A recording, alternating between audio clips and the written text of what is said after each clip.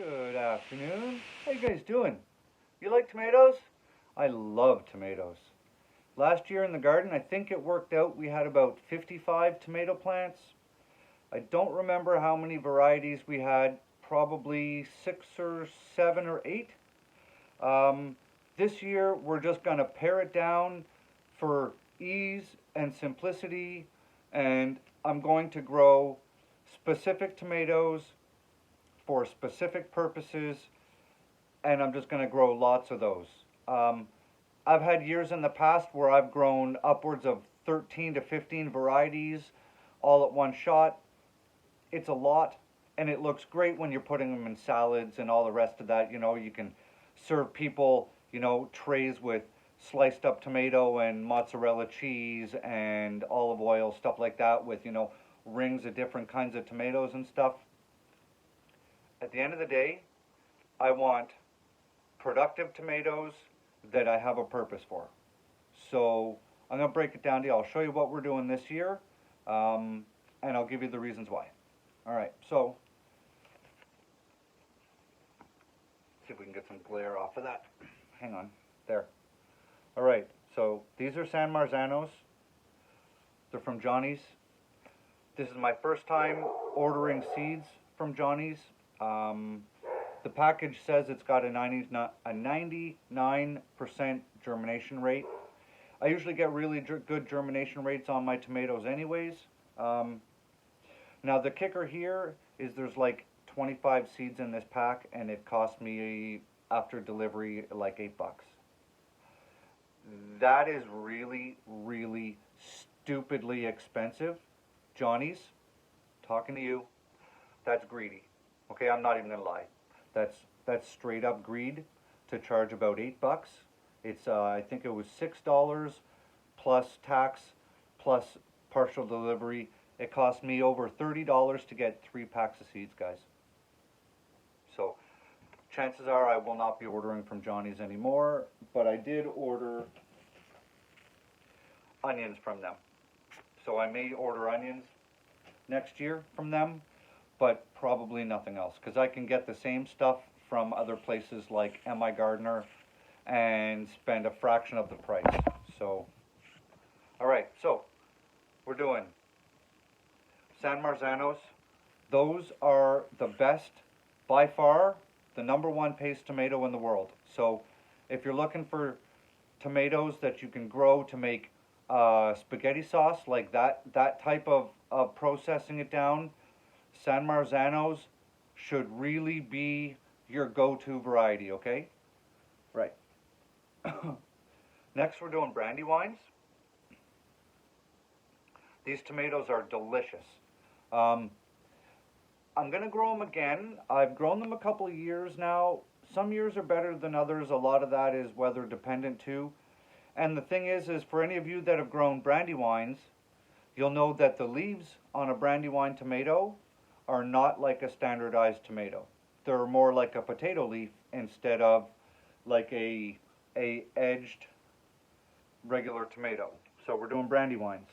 And also, all the tomatoes that I'm growing this year are indeterminate varieties. I am not doing a single determinate variety plant. Not even one. Not even for my backyard.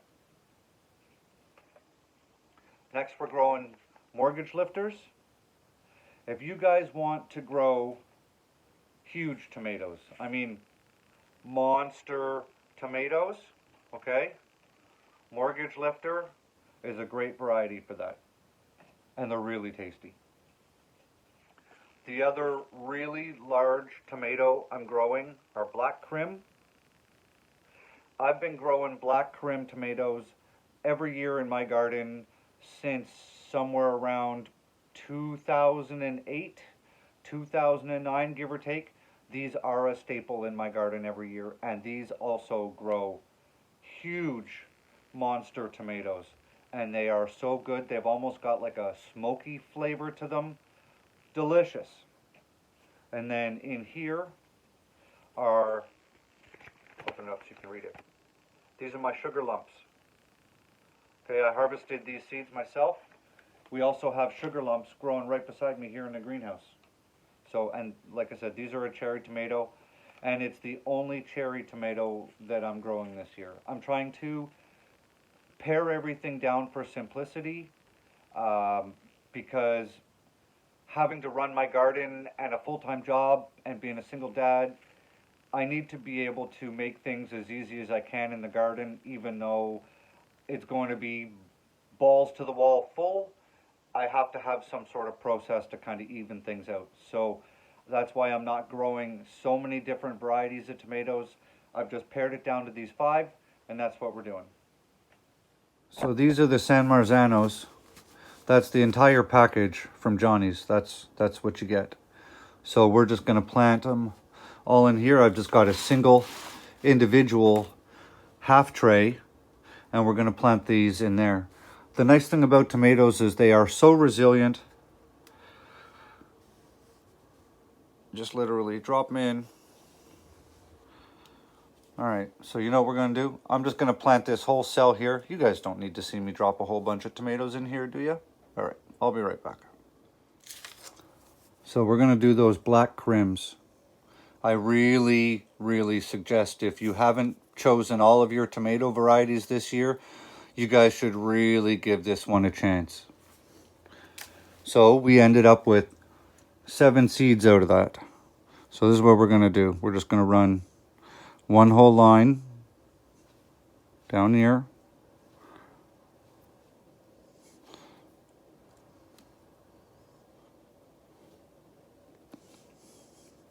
And then we're just going to start at the top, like that. Okay, and now what I'm going to do is I'm going to cover all these up. Okay, like that. The holes don't need to be deep. They're little seeds, little holes. Remember that, right? Little seeds, little holes. Now we finished here. This is the last one I put a seed in. And these ones already have the divots pushed into them, right? So what I'm going to do is I will label that like that. Okay. And because I've filled these in and I'll water them, I'm going to leave these 4 empty, and I'll leave the divots in them. And then I know I don't need to look for seeds. Oops. And that means I know I won't have to look for seeds germinating those out of those 4. Okay, and I will start my next row of seeds here. Does that make sense? Well, we're back at it. It's the next day. I ran out of juice in my battery, so I had to plug it in, and in the meantime, well, time goes by. As you can tell, all this stuff now is super dry. But I can't really wet it, because if I do, it's going to be hard to work with, so we're just going to keep going. Next, we're doing mortgage lifters. I've had these things weigh almost upwards of 2 pounds. I had pictures taken of these right next to pop cans, and the difference between one of these and a regular can of pop is astounding. So just kind of puts it into perspective. So we're going to do a couple of mortgage lifters. Get a couple of seeds. We're going to do 6. And since I have lots in the pack, we're going to double up seeds in each hole. The mortgage lifter seeds, surprisingly, are very small, considering they come from such a massive tomato. So we're gonna drop 2 in each. That way we're basically guaranteed to get tomatoes. And the other thing, if you guys are beginner gardeners and you're looking for something to start out with, tomatoes should probably be your go-to. It really doesn't get much easier than trying to start and grow tomatoes. So that's it. 2 in each. Throw these back. Drop a couple on the floor, because that's how I roll. I don't even know how many seeds I've dropped on the floor in the greenhouse this season so far. All right, that was mortgage lifters. Take a little tag. Bam!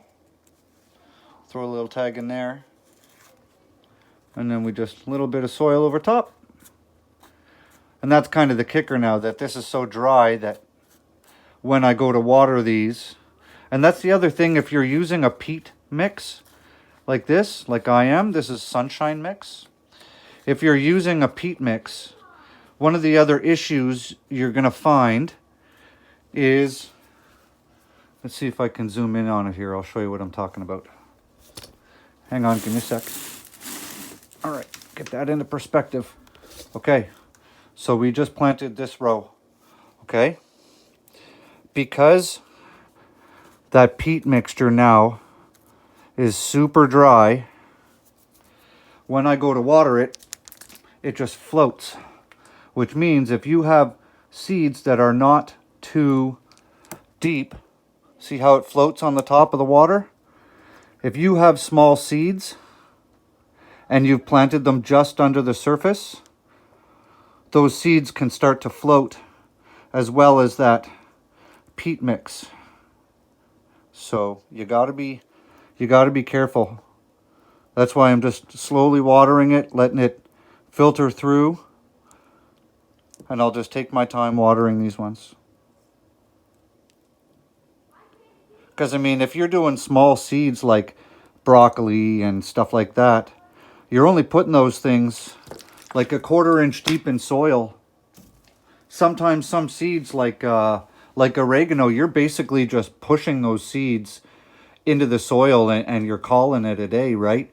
So if your soil, your growing medium is super dry, like look how dry that is. Look at the color difference. If your material that you're planting in is super dry, let's say I planted oregano seeds and I just pushed them down into there and watered that, they're just going to float right up on the top. And you definitely don't want that. Brandywine now. Here's the brandywine in case you forgot. They are a really nice looking tomato though, eh? Look at that. And they don't really cat face on the bottom, which is nice. Because a lot of larger heirlooms, they'll cat face on the bottom. The bottoms will they'll roll in on themselves and you'll get like the brown lines and stuff. I mean, that's all just part of growing heirlooms. But sometimes it's nice where you can just have a full-size tomato and you don't have to cut anything off the bottom. You can just basically use the whole tomato.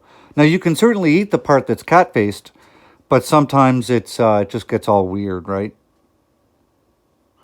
So we've only got 4 of these. That's all that was in that package. So I guess I'm only doing 4 brandywines this year. See, and I just leave the 2 dimples here so I don't have to watch those. And I'm going to water these again. Got the sugar lump. Look at the color of these seeds. They're darker red compared to the other ones. So I think we're just going to do 1 row of the sugar lumps. That'll give us 6 plants of cherry tomatoes. And these things produce like crazy. So I don't think we're going to have to worry about not having enough cherry tomatoes. Because last year, these things were producing so much. I basically just was going to the garden every weekend. I would just harvest a whack load of them, bring them home, and then just put them on a bowl on my kitchen table. And they're so tasty. It's almost like eating little sugary snacks, right? And it's good because I'll put them there, and then as my kids walk by, you know, they'll grab a little handful and keep walking. And I know that way they're getting extra nutrition too. Because if you provide the food for the kids and make it easily accessible for them, then you don't have to fight with them and try and get them to eat their healthy food, right? All right, there we go. We'll just cover those over.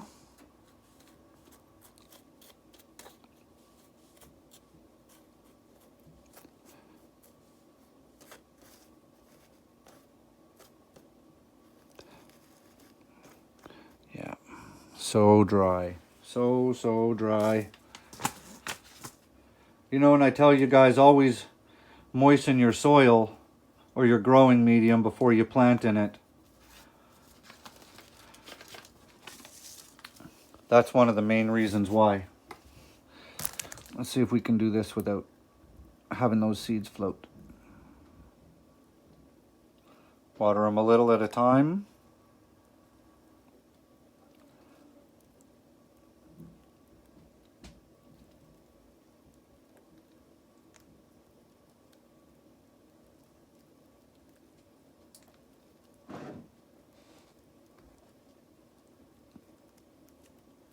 There we go. Now we put the little tag on them. See, there's a little tag. Just push a tag into the corner. Get our growing dome.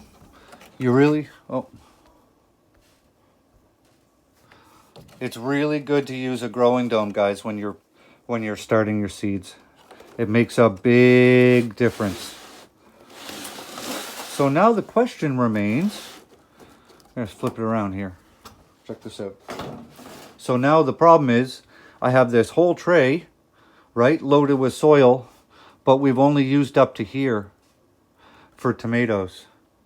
So now I'm going to go poking around in all of my seeds and find out what I can plant in here, so I don't have half an empty tray, which is going to take up all kinds of room. And I'll show you why I'm saying that. So here's everything we got going on that we're working on here. So we did that tray of San Marzanos yesterday. That's the tomato tray we just did. There's the ladies, for those of you who are interested. I'll do an update video on those. Just give me a day or two. We've got basil in the back. Okay. So we have a full tray of beets. And we've got broccoli and a bunch of other stuff going on. But look, see that? That's all empty. There's nothing planted there. Peppers, empty. Full, empty, right? You go down there, look at there's the onions, look, all that's all empty space. And with the trays like the onions, and those onions there and those onions there, I'm not transplanting them. And those are leeks back there.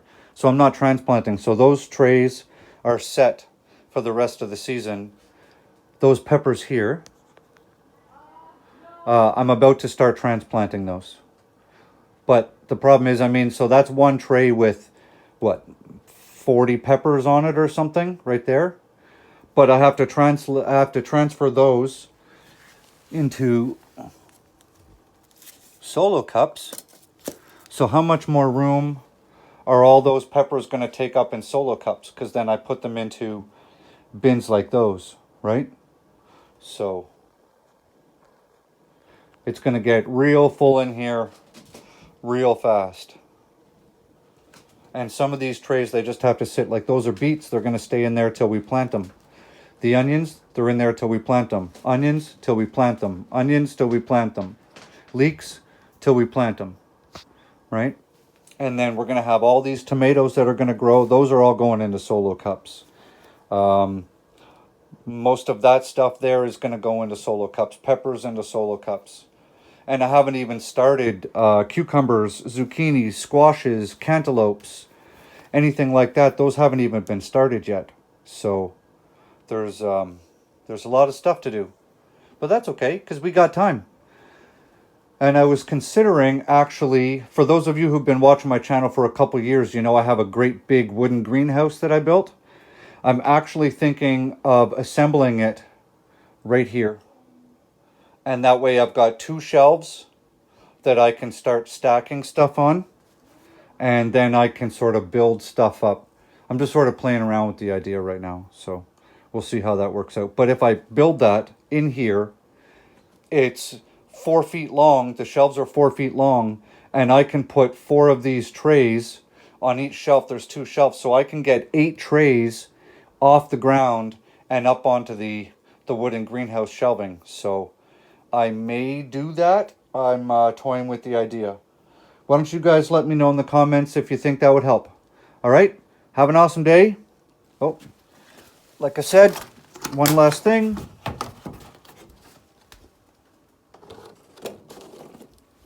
Put your grow dome on. Keep them moist. And grow good food. Bye.